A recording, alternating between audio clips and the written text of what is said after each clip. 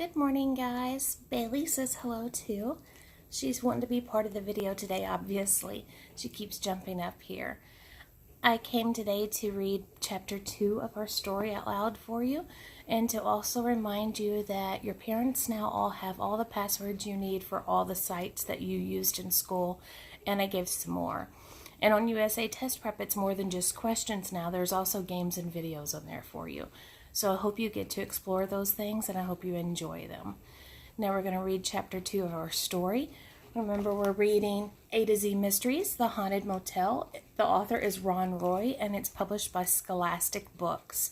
They've given us permission right now for a couple months to put these videos online so that we can enjoy those when we're at distance learning.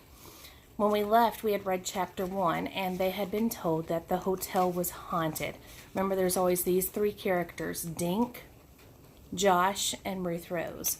While I'm reading to you today, I want you to try to identify any text features that we've talked about in the classroom before.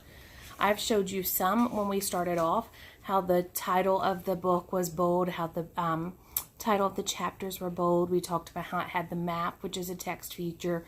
We talked about how it gave a summary on the back, which is also a text feature. Okay, chapter 2. Mr. Linkletter led the kids to his office. The room was small with just a desk and 3 chairs. On one wall hung a painting of the hotel. A framed picture of an elderly couple stood on the desk. "Please sit down," said Mr. Linkletter. The kids sat. Mr. Linkletter opened up a desk drawer and took out a paper bag. It's showing us the Shangri-La Hotel right here. And if you look real close right there, there's somebody in the window. I wonder if that's the ghost. I wonder who that is. "Mint?" he asked. Each of the kids took a mint from the bag and popped it into their mouths. Mr. Linkletter looked inside the bag, then popped a mint into his mouth too. He sat back in his chair. "This is terrible," he said. "Mine tastes okay," said Josh. "I think it's lemon." Ruth Rose nudged Josh. "I think he means about the ghost." "Oh, sorry," said Josh.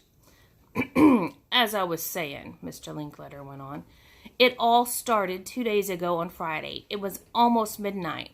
I was closing my office when a guest ran into the lobby. She was yelling about a ghost on the 3rd floor. "Did she say what the ghost looked like?" Dink said. Mr. Linkletter smoothed his hair. "She said it was all white, except for there were black holes where the eyes should be."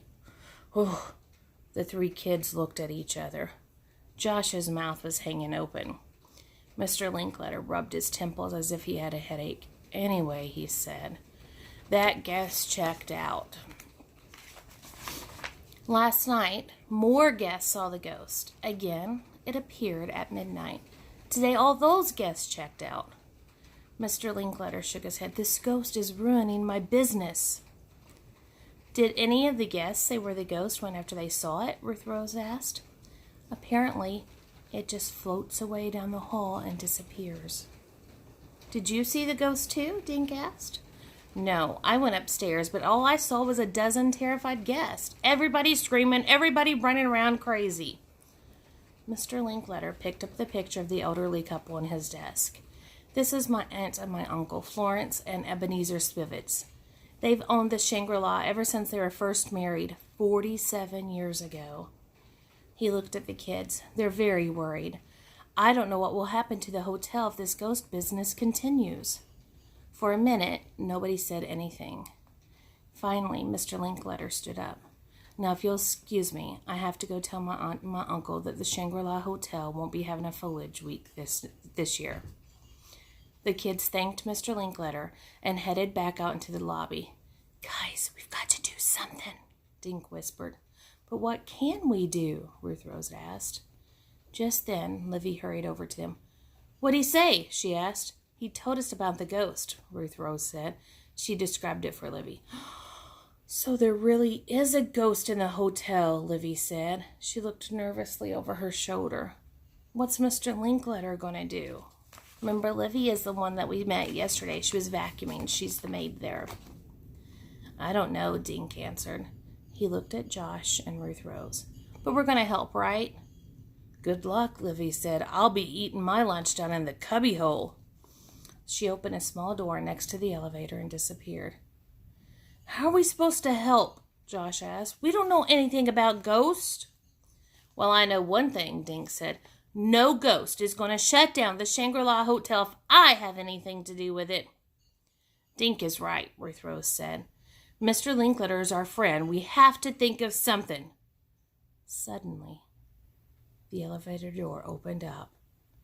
A figure in white stood staring out at them. "It's the ghost!" Josh screamed.